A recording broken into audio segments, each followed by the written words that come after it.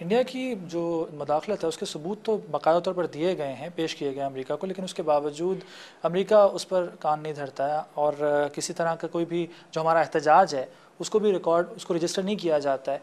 क्या वजह है कि टॉलरेट किया जाता है जो हिंदुस्तान की जितनी भी एक्शंस हैं उनको, जो दखलंदाजी है, बलोचिस्तान हो या स्वात फाटा हो, इनमें जितनी भी दखलंदाजी वो तो वाज़ेह है, उसके शवाहिद मौजूद हैं, लेकिन अमेरिका की तरफ से कोई एक्शन नहीं लिया जाता।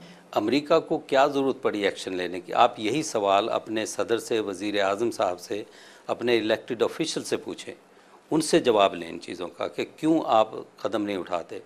मैं समझता हूँ कि 18 तारीख को जो ऑल पार्टीज़ कॉन्फ्रेंस हुई है वो बहुत अच्छा इक़दाम है, मैं सराहता हूँ उसे। काश उसमें तमाम उलमा और मशाइख भी बुलाए जाते, लेकिन मुमकिन है कि उसको बहुत बड़ा नहीं किया करना चाहते थे वो, और वो करेंगे। तो मैं इसलिए बहुत उम्मीद से हूँ कि तमाम कौम इकट्ठी होगी और माजी से सबक सीख के मुस्तकबिल में अच्छा इक़दाम उठाएगी। कुछ हल्के कहते हैं कि ये APC जो ऑल पार्टीज़ कॉन्फ्रेंस बुलाई गई थी, ये जो ऑपरेशन शुरू किया है स्वात और मलाकन डिवीज़न में, ये उससे पहले बुलानी चाहिए थी, बहुत देर बाद बुलाई ये APC। आप इत्तफाक करेंगे इस बात से? मैं चूँकि पाकिस्तान की पॉलिटिक्स को इतनी मान्यूटली नहीं समझता जितने मैं अमेरिकन पॉलिटिक्स को समझता हूँ, लेकिन कभी देर नहीं होती मुल्क को बचाने के लिए, भाइयों को इकट्ठा करने के लिए, अपनों का ख्याल रखने के लिए। मैं कहता हूँ कि इस वक्त जज्बा जो है वही है जो अक्टूबर 8, 2005 में ज़लज़ले के बाद था, वही इस वक्त है। मैं कल लाहौर का चक्कर काटा है मैंने, तो मैंने बहुत जज्बात देखे हैं सवात के लोगों के लिए, मालाकंड के लोगों के लिए। वो पाकिस्तानी हैं, ये कोई एहसान नहीं है उन पे, जो कुछ भी हो रहा है बहुत अच्छा हो रहा है। और मुझे उम्मीद है कि इंशाअल्लाह ताला सब पाकिस्तानी इकट्ठे होंगे और सबके जो गलत अज़ाइम है उनको शिकस्त होगी। लेकिन सगीर साहब, ये जो जज्बात हैं ये उन तक पहुंच नहीं पाते, कबायलियों तक। अगर हम बात करें, हर जो पाकिस्तानी, अगर हम पंजाब की बात करें, सिंध की बात करें, सरहद की बात करें, बलूचिस्तान की बात करें, तमाम आपस में जुड़े हुए हैं और जज्बात सबके एक ही हैं, लेकिन नेगेटिव जो थाट्स हैं, नेगेटिव बातें हैं वो पहुँचाई जाती हैं। बलूचिस्तान में जिस तरह से तहरीक चल रही है, नफ़रत की तहरीक चल रही है, वहाँ पर कौमी तराना नहीं प्ले किया जाता, बजाया जाता और झंडा पाकिस्तान का वहाँ से उतार लिया जाता है बिल्डिंग्स में से। ये कौन से अवामिल हैं और ये क्या साजिश है? अगेन यही सवाल आप सदर साहब से पूछें, रहमान मलिक साहब से पूछें, फॉरेन मिनिस्टर से पूछें, वज़ीर आज़म साहब से पूछें, अपने इलेक्टेड नुमाइंदों से पूछें कि क्यों ऐसा है। इसका जवाब मेरे पास तो नहीं है, वो आपके मुंतखब नुमाइंदे हैं, उनका जवाब जो है आपके सवालों का, उनका फ़र्ज़ बनता है आपको मुतमईन करना। अगर नहीं तो फिर जो डेमोक्रेटिक सिस्टम ऑफ गवर्नमेंट में होता है वो करें आप, उनको ईमेलें भेजें, लिखें, टेलीफोन करें, जो भी तरीक़ेकार होता है। तखरीब कारी के हम बिल्कुल ख़िलाफ़ है, लेकिन ये जो सियासत चल रही है 35-40 साल से, वही चेहरे, वही मोहरे, वही पॉलिसी, वही line of thinking, it must change. जो जनरेशन आपकी है उसको आगे आना चाहिए नई थिंकिंग के साथ, पाकिस्तान फर्स्ट के साथ। ये नहीं कि बाप है तो बेटा आ गया, उसके आने में हर्ज नहीं है अगर बेटे की सोच और है तो। ये नहीं कि वो पैसे लूटी जाएं और बाहर मुल्कों में भेजे जाएं, फिर ओवरसीज़ पाकिस्तान को ये कहा जाए कि अपने पैसे लेके यहाँ इन्वेस्ट करो और यहाँ से लुट पिट के वो फिर चले जाएं। मेरे साथ ऐसा हो चुका है एक दफ़ा। इस पर बात करेंगे और पाकिस्तान की सूरत हाल पर भी बात करेंगे नाज़रीन, लेकिन यहाँ लेते हैं एक ब्रेक। हमारे साथ रहिएगा।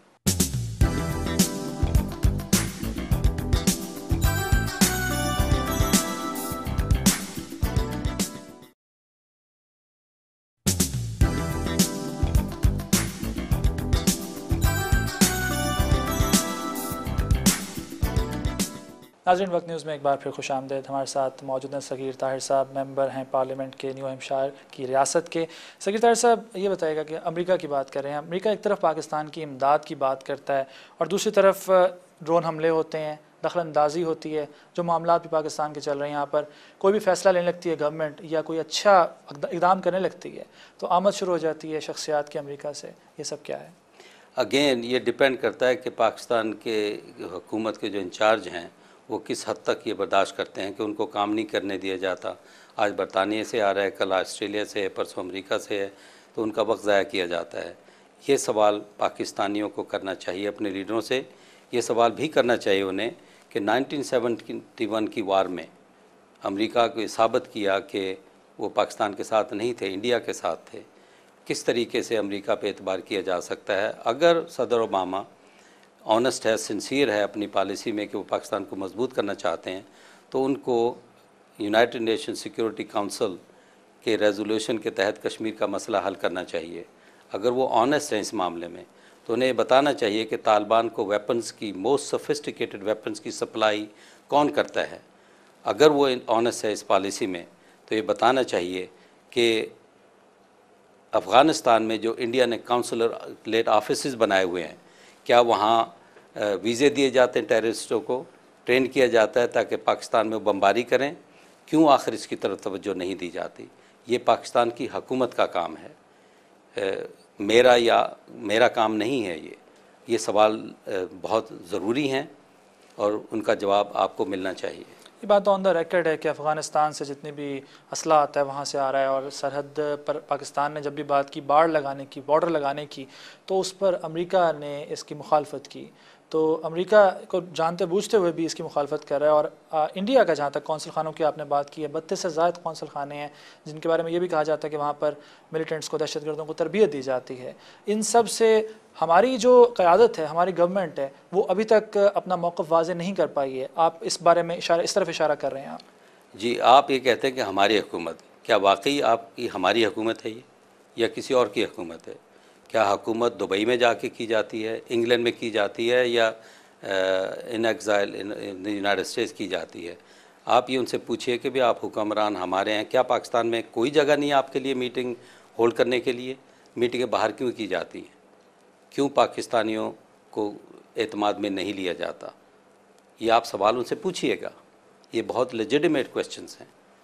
आपको नहीं लगता कि पाकिस्तानियों को एक तरह से मसाइल में उलझा दिया गया है? बिजली का मसला है, महंगाई का मसला है, गुर्बत का मसला है, दवाइयों का मसला है, बीमारियों का मसला है, इसलिए एक आम पाकिस्तानी इन चीज़ों की तरफ या तो तवज्जो देता नहीं है, और अगर देता भी है तो आवाज़ नहीं उठा सकता। हकीकत में ज़ीशान साहब, मुझे दर्द से कहना पड़ता है कि बहुत नुकसान हो चुका है पाकिस्तान का। ये आपका घर है, इस घर को आग लग चुकी है, इसको बचाना आपका फ़र्ज़ है। ज़रा फ्यूचर में देखिए कि बलूचिस्तान गया आपके हाथ से, सिंध गया आपके हाथ से, क्या आप उसको बर्दाश्त कर सकेंगे? नहीं। तो क्या आप बलोचियों को, सिंधियों को, सरहदियों को, क्या आप पाकिस्तानी नहीं समझते? क्या आप मुसलमान नहीं समझते उन्हें? क्या आपके भाई नहीं हैं वो? यकीनन वो पाकिस्तानी है, यकीनन वो सब। लेकिन कुछ पॉलिसीज़ ऐसी गुज़श्ता सालों में रही हैं जिससे वो आपसे दूर हो गए हैं। इसमें कोई शक नहीं कि बैरूनी हाथ है इसके पीछे, बिल्कुल कोई शक नहीं है। लेकिन देखना ये कि हमारे आपके पाकिस्तान में कितने जाफ़र और कितने सादिक हैं, उनकी निशानदही आपने करनी है। ये नहीं कि इस कान से सुना, इस कान से निकाल दिया। उन पे एक्शन लेना। जस्टिस एक आम आदमी को बग़ैर रिश्वत के मिलना चाहिए। इज़्ज़त हर इंसान की करनी चाहिए। यही हुकूमत वाले, इससे पहले भी या उसके बाद आने वाले भी, हम मुसलमान हैं, इनसे पूछ-गुछ होगी क़यामत के दिन कि अपने पाकिस्तानी भाइयों का, इंसानों का आपने क्या हक़ मारा। उनको ये सोचना चाहिए कि प्लेन भरा और उम्रे के लिए चले गए, किसकी कमाई से गए वो? किसने इजाज़त दी थी तुम्हें जाने के लिए? वह हज और उम्रे तुम्हारे कबूल होंगे या नहीं होंगे? ये इतने लाखों रुपए के फूल मेज़ों पे रखे जाते हैं, डिस्टिल वाटर की बोतलें रखी जाती हैं, इतने लेविश अखराजात होते हैं, डिनर दिए जाते हैं। जबकि वज़ीर आज़म इंडिया का जब अमेरिका जाता है तो उनके एम्बेसडर एक दाल और चावल अपने घर में उनको खिलाते हैं ला के। हमारे लोग लिमोजीन्स हैं, हज़ार $1000 की लिमोजीनें लेके और पूरे मुल्क में फिरते हुए हैं, शॉपिंग करते फिरते हैं। हमारा मुल्क पाकिस्तान जो है वो कमज़ोर है, गरीब है, कर्ज़े चढ़ चुके हैं। जितने भी लोग हैं जो कुछ कर सकते हैं वो करें, अपना पैसा दूसरे मुल्कों से यहाँ लाएं, यहाँ इन्वेस्ट करें और लोगों को ये बताएं कि हमें एतमाद है पाकिस्तान पे।